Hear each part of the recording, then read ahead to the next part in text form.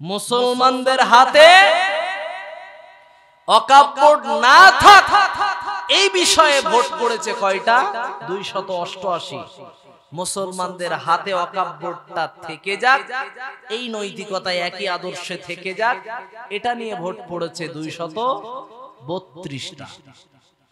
আমি বোঝাতে যাচ্ছিলাম এই অল্পের ব্যবধানের জন্য সত্যকে মিথ্যা বানিয়ে দিল। এই জায়গাতে অন্যদের পক্ষে, মুসলিমদের বিপক্ষে, মুসলিমদের ভোট নিয়ে, মুসলিমদের আমানত নিয়ে, মুসলিমদের অধিকার নিয়ে, মুসলিমদের কাছ থেকে নির্বাচিত হয়ে পার্লামেন্টে যারা গিয়েছে তাদের ভিতরেও আছে ওই ব্যক্তির নাম হলো নীতিশ কুমার, চন্দ্রবাবু নাইডু। তারা সেখানে গিয়ে কি করেছে? মুসলমানদের সাথে গাদ্দারি করেছে। কথা ঠিক না ভুল? আমার এই কথা উদ্দেশ্য না যে তারা কোন রাজনীতির কোন বিষয়ে, তাদের দলের নাম কি আমি এটাও জানি না। আবারও বলছি, তাদের দলের নামটা যে কি ওইটাও আমি জানি না। আমার মূলত উদ্দেশ্য কি জানেন? ওয়াকফ সম্পত্তিটা হলো আমাদের ঈমানের সঙ্গে সম্পৃক্ত। কথা ঠিক না ভুল? ওয়াকফ সম্পত্তি, মাজার, ঈদগাহ, মসজিদ, মাদ্রাসা, এগুলো সব কি আমাদের ঈমান এবং আমল করার জায়গা। কথা ঠিক না ভুল? এই জায়গা নিয়ে যারা কাড়াকুড়ি করার চেষ্টা করবে, টানা হেচড়া করার চেষ্টা করবে, তাদেরকে কোন মঞ্চ থেকে কোন কথা বলার জায়গা থেকে আমরা বিরত দেব, ছাড় দেব না। আমি এই কথাতেই বলতে চাইছিলাম, এরা আমাদের সঙ্গে নাটক খেলা করে। এরা আসলেই কোন সময়ের জন্য মুসলমানদের দরদি ছিল না। আমি বোঝাতে যাচ্ছিলাম, ধর্মনিরপেক্ষতার পরিচয় তোমরা দাওনি, আমরাই দিয়েছি।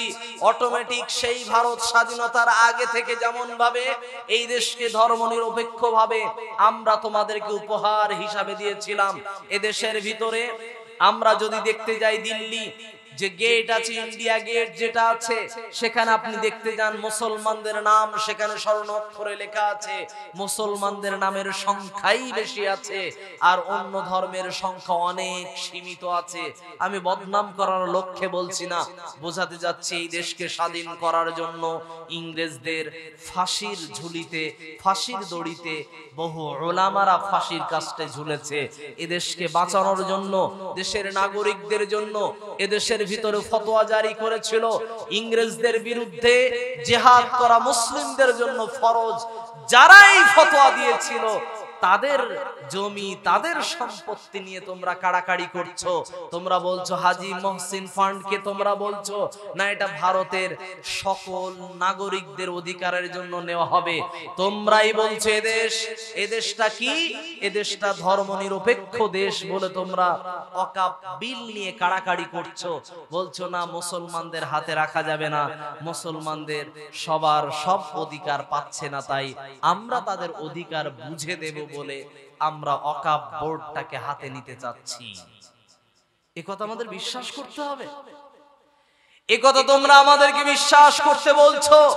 তোমরা তো ওই দলের লোক, তোমরা তো ওই মানসিকতার মানুষ যেই মানুষগুলো তোমরা করেছিলে হোলির দিনে এবছরে উত্তরপ্রদেশের বুকে তোমরা পুরো জুমার দিনটাকেই ব্যান করে দিলে।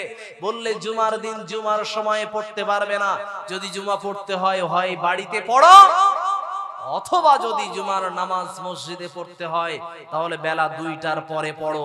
তোমরা মুসলমানদের ধর্মনিরপেক্ষতার জায়গায় রাখো নাই, তোমরা মুসলমানদের ধর্মটাকে ছিনিয়ে নেওয়ার চেষ্টা করছো। আমি আপনাকে বলছি এই জায়গাতে তোমরা ধর্মনিরপেক্ষতার পরিচয় তোমরা আমাদেরকে দাও নাই, কিন্তু আমরা পরিচয় দিয়ে আমরা দাঙ্গা লাগাইনি, আমরা মারপিট করি নাই, আমরা এটাকেও স্যালিউট করেছি, সম্মান জানিয়ে 2টার পরেই পড়েছি অথবা বাড়িতে পড়েছি, কিন্তু ঝগড়া মারামারিতে আমরা লিপ্ত হই নাই। কথা বলতে চাইছিলাম, এই সময়ে তোমরা বলছো মুসলমানদের অধিকার ফিরিয়ে দেওয়ার জন্য ওয়াকফ বোর্ড হাতে নেবে। তোমরা তো আমাদের এমন কি ঈদের নামাজ রাস্তায় পড়লে তোমরা নাগরিকত্ব তোমরা বাতিল করবে বলে তোমরা কি করো? হুকুম জারি করো। আমাদেরকে কি করো? হুমকি দাও তোমরা। এই সমস্ত মানুষদের উদ্দেশ্যে বলতে চাইছিলাম, আমরাই হলাম এই দেশটাকে মানি ধর্মনিরপেক্ষ দেশ, তোমরা মেনে নাও না। এই সমস্ত মানুষরা যারা আমাদেরকে বিভিন্ন কথায় কথা বলে, এরা বলতে চায় যে ওয়াকফ বোর্ড নিয়ে তোমাদের অধিকার আমরা ফিরিয়ে দেব, তোমাদের কবরস্থানকে সুন্দর করব, তোমাদের মসজিদের বেতন দেব, ইমামদেরকে বেতন দেব, তোমাদের যে সমস্ত মাজার আছে সেগুলো সংরক্ষণের দায়িত্ব নেব।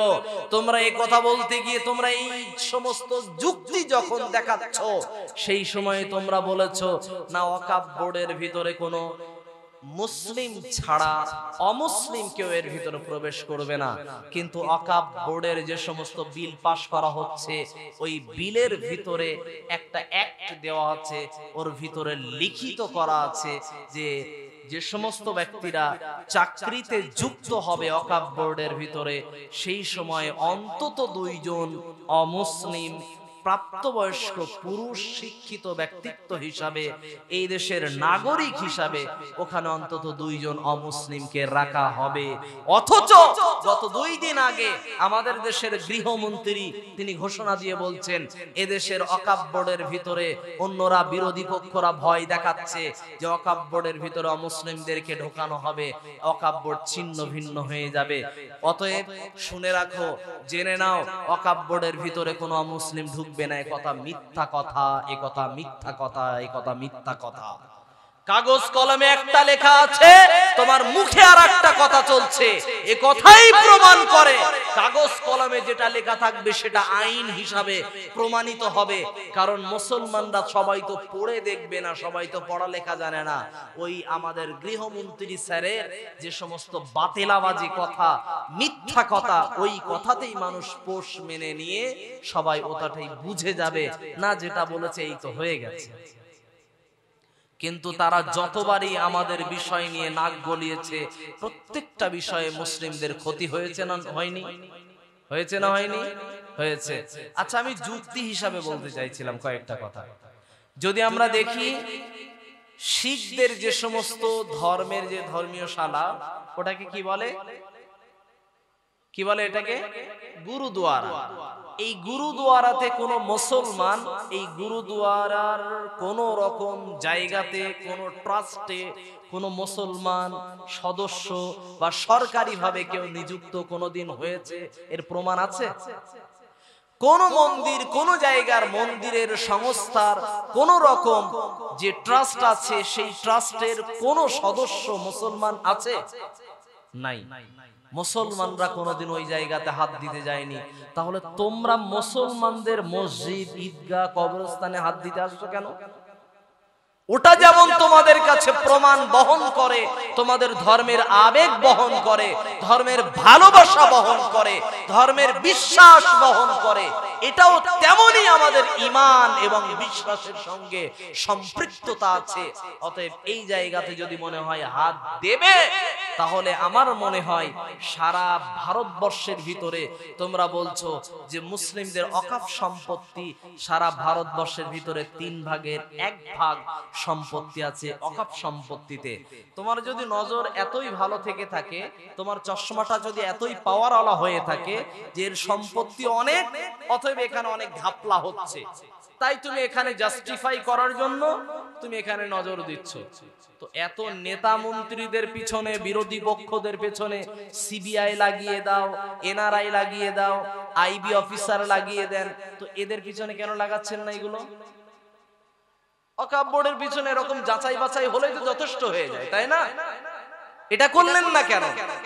2 নাম্বার যুক্তি, যদি আপনার মনে হয় ওয়াকফ সম্পত্তি অনেক আছে, তাহলে আমার মনে হয় আপনার এই ওয়াকফ সম্পত্তির দিকে নজর না দিয়ে এদেশের মুখ থেকে যারা হাজার হাজার কোটি টাকা লুটে পুটে চেটে পুটে নিয়ে গিয়ে যারা বিদেশে যারা বসবাস করছে, নীরব মোদী সহ তোমাদের নেতা মন্ত্রীদের যারা বন্ধু আছে, আত্মীয় স্বজন আছে, প্রায় 20 থেকে 30 জন মতো মানুষ যারা দেশের নাগরিকদের অধিকারকে লুণ্ঠন করে নিয়ে, লুটে নিয়ে যারা বিদেশে বসবাস করছে, সুইস ব্যাংকে যারা টাকা পাচার করেছে, তাদেরকে ফেরত আনো।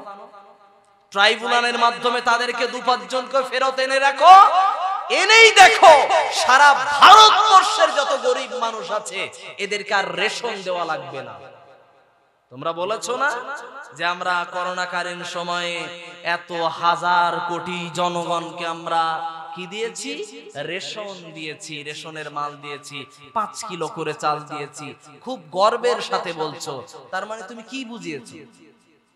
জনগণকে বুঝিয়েছো তুমি এটাই যে জনগণ হাত পেতেছে মানেই জনগণ এখন ভিখারির দরজায় দাঁড়িয়েছে। এই ভিখারির দরজায় দাঁড় করিয়েছে কে? তোমরাই তো করেছো, তোমরা নেতারাই করেছো। আমি বোঝাতে যাচ্ছিলাম সিন্ডিকেট, দেশের সিন্ডিকেট, বাজার সবকিছু নেতাদের হাতে থাকে। এরা যদি কোন রকম ভাবে সবগুলোকে যদি কঠোর আইনের আওতায় এনে রাখে, কঠোর ভাবে যদি শাস্তি প্রদান করে, তাহলে কোন রকম ভাবে বাজারের মালের দাম বাড়বে না, কোন রকম চাকরি নিয়ে দুর্নীতি হবে না। চাকরির দুর্নীতি নিয়ে যেই জানতে পেরেছো এই নেতাগুলো সব বিপদে পড়ে যাচ্ছে। সেই কি করলে? 2016 সালের পরীক্ষার যে প্যানেলটা একেবারে উড়িয়ে দিলে। মানে কি? যারা যোগ্য তাদেরকেও পথে বসালে, যারা অযোগ্য তাদেরকে শাস্তিও দিলে না। কথা ঠিক না ভুল? তাদেরকে শাস্তিও দিলে না। যারা ঘুষ খেয়েছিল, টাকা নিয়েছিল, লক্ষ লক্ষ টাকা নিয়েছিল, নেতাদের চেলা চামচা যারা ছিল, তাদেরকেও তোমরা শাস্তি দিলে না। বোঝাতে যাচ্ছিলাম দালালদেরকেও তোমরা সুযোগ করে দিলে। এদেশে মুক্তপণ ভাবে তাদেরকে সম্মানের সঙ্গে মাথা উঁচু করে দাঁড়িয়ে থাকতে দিলে। এই কথাই বোঝাতে যাচ্ছিলাম, দেশের যারা নেতা হবে এই দুর্নীতির সঙ্গে যদি যুক্ত থাকে, এদের দ্বারাই ভালো কিছু আশা করা যায় না। এই কথাই বোঝাতে যাচ্ছিলাম। যারা এদেশের বুকে চাকরিতে যারা যুক্ত ছিল, তারা বহু এমন ছাত্র ছাত্রী আছে, অনেক উপযুক্ত ছাত্র ছাত্রী। আর দেশের শিক্ষা ব্যবস্থার যে হাল হাকিকত যেমন চলছে, আপনি স্কুলগুলো ঘুরে দেখেন, একবার সমীক্ষা করেন। প্রতিটা স্কুলে, কোন স্কুলে 10টা স্যার ম্যাডাম লাগবে, শিক্ষক শিক্ষিকা লাগবে, আছে কয়টা? 7টা। নেই কয়টা? 3টা নাই। তার উপরে আবার নতুন করে এই চাকরি বাতিল করে দিল। এখন কি হবে? আবার কি হবে? যে ঘন্টা বাজাতো সে আর নাই, যে ক্লার্ক হিসাবে ছিল সেও নাই, যে পরীক্ষা নিচ্ছিল, অঙ্কের ক্লাস যে নিচ্ছিল সেই স্যার নাই, যে ইংরেজি পরীক্ষা নিচ্ছিল সে স্যার নাই, যে ভূগোল পড়াচ্ছিল সে স্যার নাই, বিভিন্ন সাবজেক্টের স্যারগুলো নাই। এমনি পশ্চিম বাংলার সমস্ত শিক্ষা ব্যবস্থা সহ সারা ভারতবর্ষের শিক্ষা ব্যবস্থা এমন করে দেওয়া হয়েছে যেন প্রাইভেটাইজ করে দেওয়া হবে। সবগুলোই কি করা হবে? প্রাইভেট। সরকারি স্কুল বলে কিছু থাকবে না। আমি মূল যে কথা বলতে চাইছিলাম, এই সব কথার মূল পয়েন্টে এবারে আসছি। আল্লাহ পাক রব্বুল আলামিন তিনি কোরআনে কি বলছেন?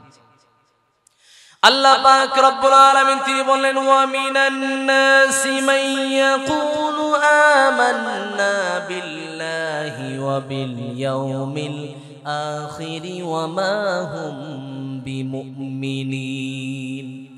আল্লাহ পাক রব্বুল আলামিন তিনি বললেন, মানুষের ভিতরে কিছু এমন মানুষ আছে যারা তোমাদের সামনে এসে বলে আমান্না, আমরা তোমাদের উপরে ঈমান আনলাম, আমরা তোমাদের মতো করে ঈমান আনলাম। আসলে তারা কি? ওয়া বিল ইয়াউমিল আখির ওয়া মা হুম বিমুমিনিন।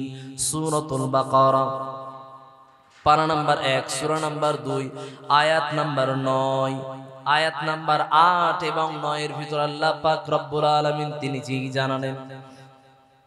আল্লাহ তিনি বললেন, তারা বলে আমরা আল্লাহর উপর ঈমান এনেছি। 2 নম্বরে তারা বলে আমরা আখিরাতের প্রতি ঈমান এনেছি। তারা বলে আমরা কিয়ামতকে আমরা ভয় করি, আমরা আল্লাহকে ভয় করি।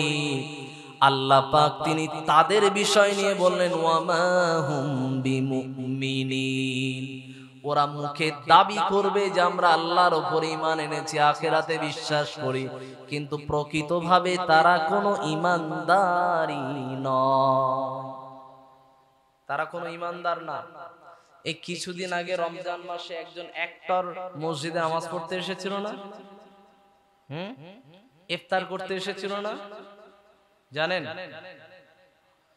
সাউথ ইন্ডিয়াতে, দক্ষিণ ভারতের দিকে একজন অ্যাক্টর, সাউথের একজন অ্যাক্টর, তিনি মাথায় টুপি দিয়ে শার্ট পরে, সাদা পাঞ্জাবি লুঙ্গি, সাদা জামা লুঙ্গি পরে, সাদা টুপি পরে তিনি মসজিদে প্রবেশ করেছেন, ইফতার করেছেন, নামাজ পড়েছেন।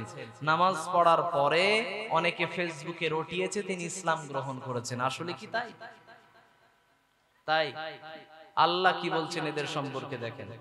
আল্লাহ পাক রব্বুল আলামিন তিনি বললেন, এরা দেখাতে আসে অনেক কিছু, তোমাদের সামনে অনেক কিছু দেখাতে আসে, হতে পারে তারা তোমাদের ইসলামটাকে গ্রহণ করবে না।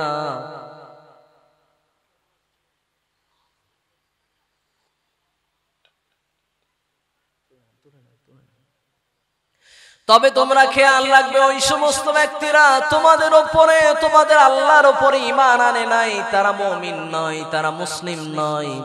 তারা যেই পথের, যেই আদর্শের লোক ছিল, তারা সেই আদর্শের উপরেই আছে। আল্লাহ পাক রব্বুল আলামিন তিনি বললেন, এই সমস্ত অভিনয়কারী অভিনেতাদের সম্পর্কে আল্লাহ বললেন, যারা কি করে মানুষের কাছে আসে, মানুষের কাছে ভালো হওয়ার জন্য আসে, মানুষের কাছে সুবিধা নেওয়ার জন্য আসে, এরা এসেছিল আসলে মানুষের ভোট, মানুষের ভোট নেওয়ার জন্য, বাকি আর কিছুই না।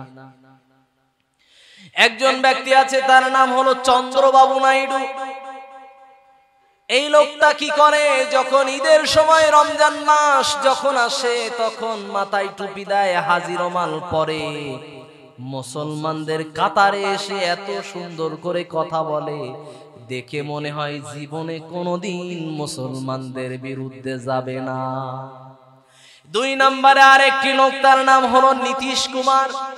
লোকটাকে দেখে মনে হয় এত ভালোর ভালো, ছোট ছোট আবার দাঁড়িয়ে আছে, লোকটাকে দেখে মনে হয় বড় পীর সাহেবের বাচ্চা, পীর সাহেব, কিন্তু আসলে আমাদের ধর্মের না অন্য ধর্মের। কথা বলেন, আমাদের ধর্মের